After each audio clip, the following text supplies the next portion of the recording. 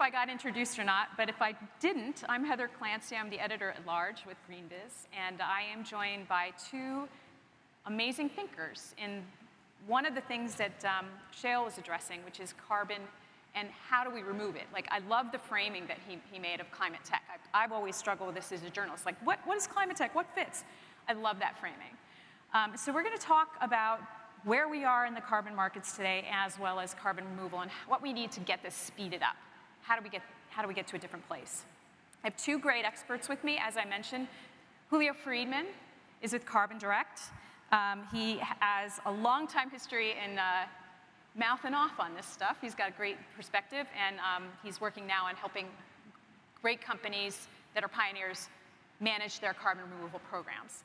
And I'm also joined by the co-founder and CEO of Heirloom, one of these great carbon removal technology companies, Shashank, Samala.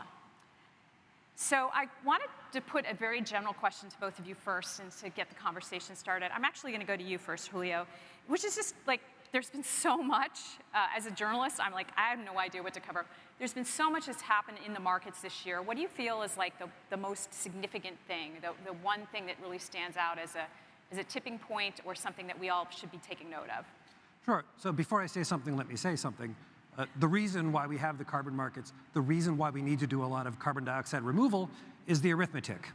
The core arithmetic of climate has told us that we have to do this. Like Shale was saying, we're probably going to overshoot. We have to do carbon management. We have to do carbon removal.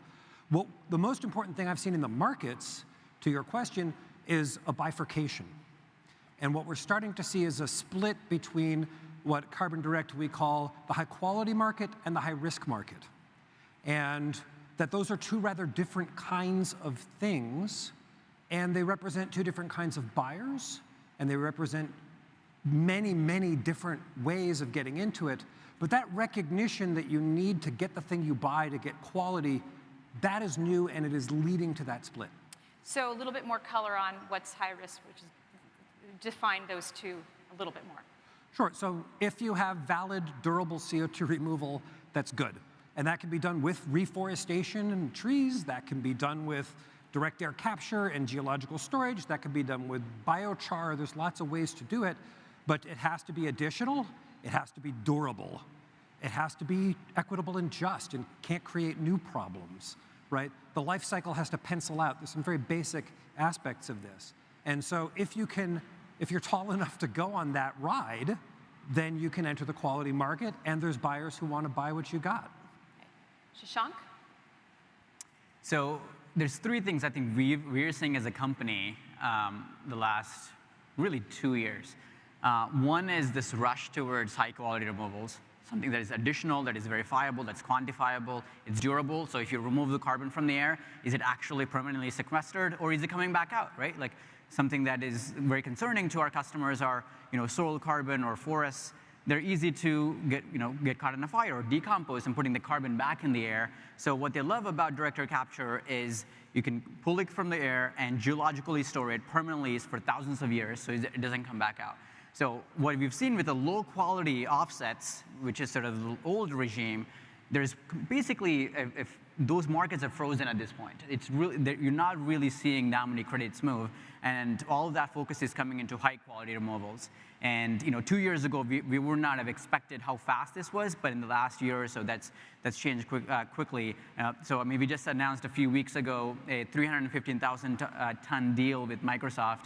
It's the largest of its kind. It's multi-$100 million deal. And just a year ago, no one would have imagined that type of big resources coming in to catalyze this industry. The other thing we are seeing is federal support for high-quality removals, specifically direct air capture. So we were just chosen for a direct air capture hub that is funded up to $600 million. We're building a 1 million ton per year hub in Louisiana. And the government is actually also starting to procure carbon removals as a customer. So just so many things happening. It's awesome to see. So I want to poke into the issue of removals versus avoidance, right? Because I think some of the things you're referring to are in terms of the low quality, if you want to use that term, was more in the avoidance realm versus removal.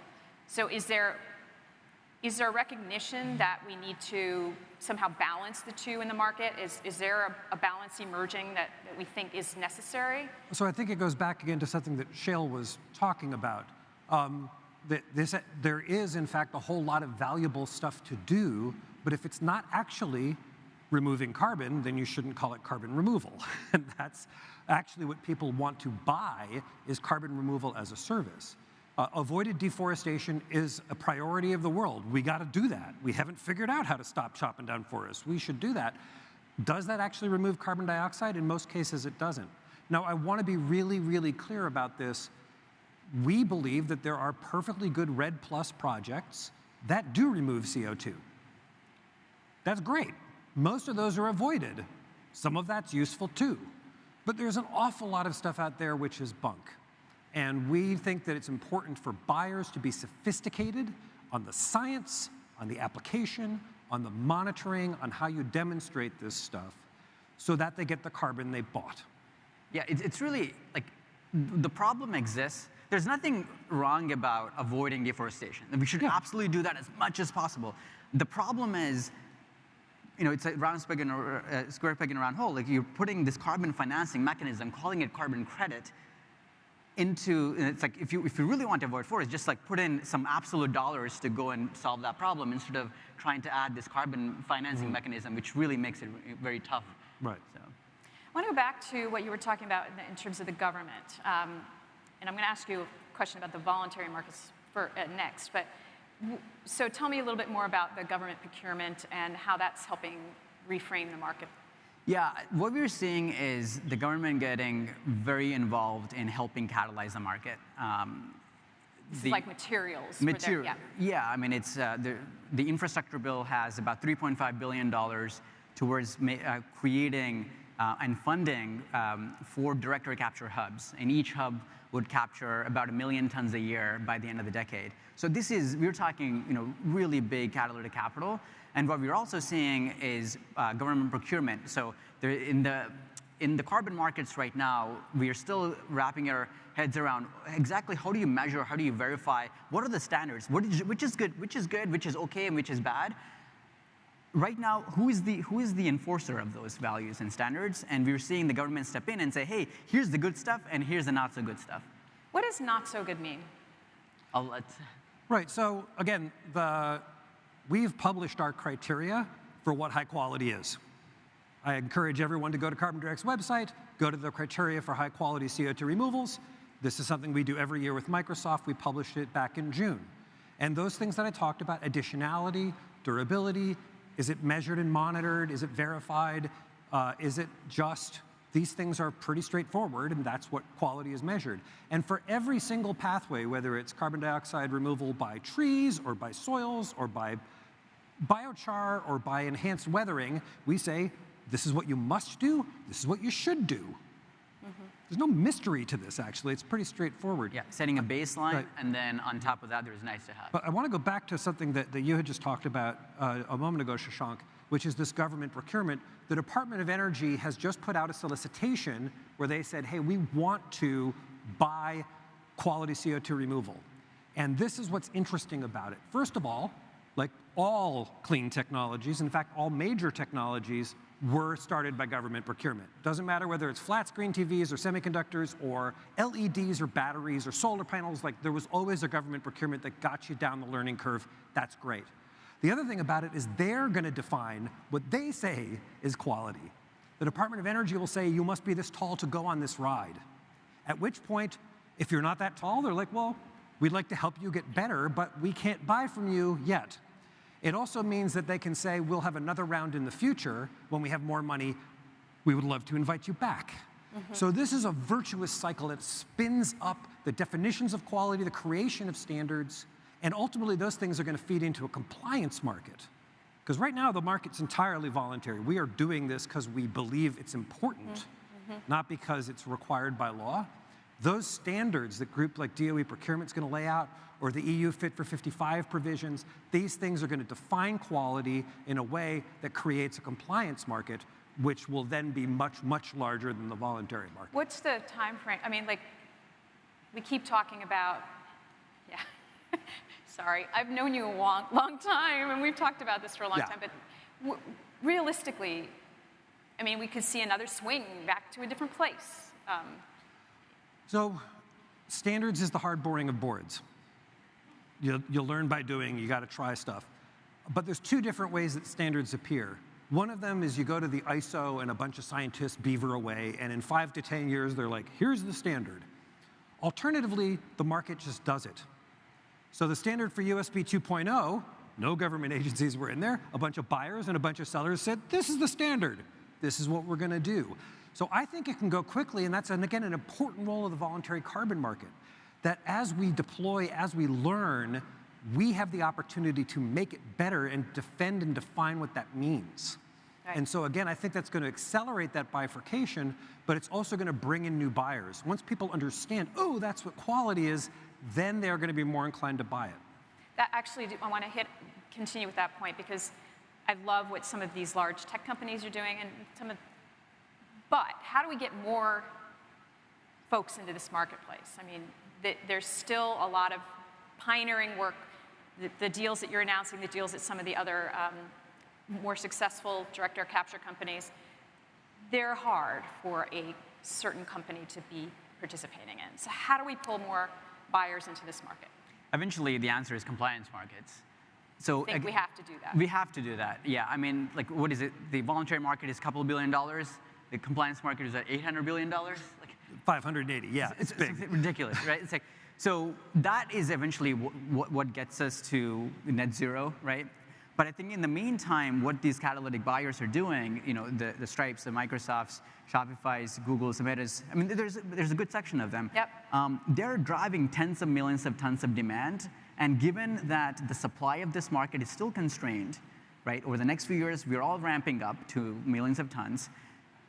It's you know, it's a lot of the times I hear the word supply constrained market. But in many ways, like, it is over the next 5 years or so. But after that, we need the demand to follow. We need tens of millions to hundreds of millions of tons of demand, because without that demand, there is not enough demand signal for us to go and build these projects, which take multiple years to build. So these advanced market commitments, if you will, the things that we've seen a couple of, are they super important? We need more of them? We need a lot more, absolutely. So, you know, the thing about advanced market commitments, you know, is that they're bankable contracts.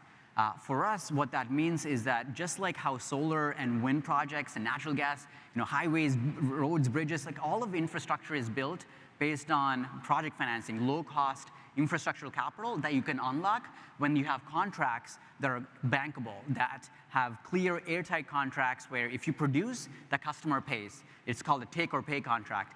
So that's the template that we're creating, and, you know, 10 years from now, we'll look back and say, hey, this template is as unsexy as it is.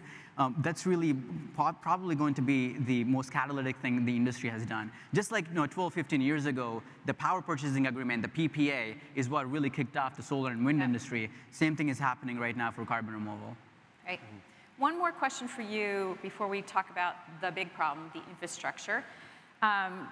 Earlier this month, your company said that you would refuse investments from companies whose primary business is oil and gas production. Was there a specific catalyst for that declaration, and what's been the reaction? So, was there a catalyst? Well, I think what we realized is that this space needed a leadership in values, and we wanted to build a race to the top in terms of standards of deployment. There's lots of ways, especially when it's a new industry, there's many ways you can go, right? We are at the forefront, and every step that we take, we have a juncture. Like, do we go this way, or do we go that way? You know, social media companies 10 years ago probably faced this question before regulation came in. And I think for us, it was very important to us that we lead with values, and what we wanted to do was CO2 from the atmosphere is not used as a way to continue the extraction of fossil fuels. That's something even I cannot go to bed at night. You know, if we took investment from oil and gas and that really messed up our governance, or we gave a board seat, that's something we won't do. And what we also won't do is we won't use our CO2 for enhanced oil recovery. That's a method that the oil industry uses to recover more oil. So that's something we won't do. We also published a few other standards. We were going to measure and report and verify exactly the amount of carbon remove and publish that with the communities where we build these facilities in, and to the customers. The third thing we said was we were going to build robust community benefits agreements with wherever we go and place these, so that we can lift the communities that we are part of.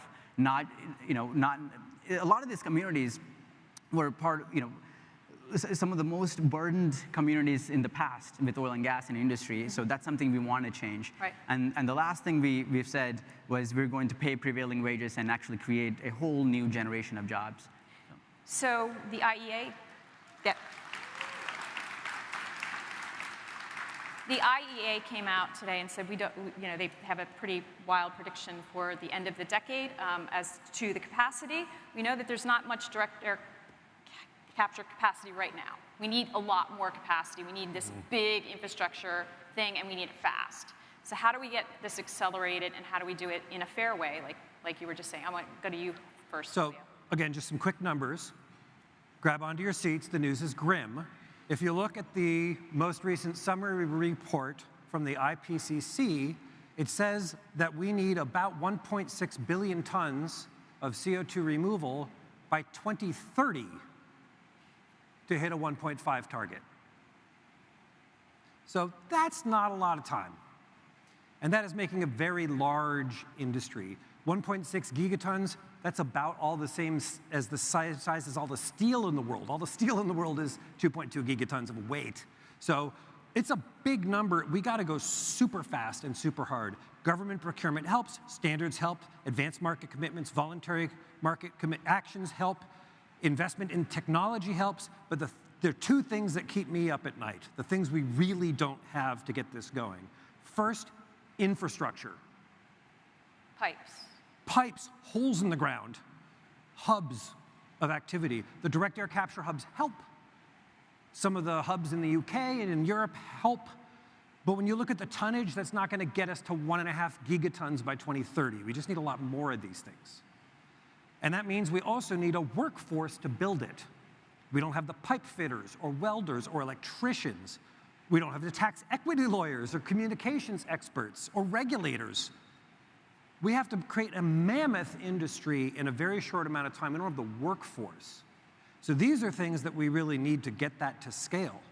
And if we have that workforce, if we have that infrastructure, it's going to make people like Shashank's job a lot easier. Got it. Because they'll be able to say, oh, well, great, well, now my risk for the project is lower, the cost for the project is lower, we can move a lot faster, and we'll start working our way down the cost curve. Great. Well, we're out of time, I'm afraid. I know. What happened? Please thank them for their insights.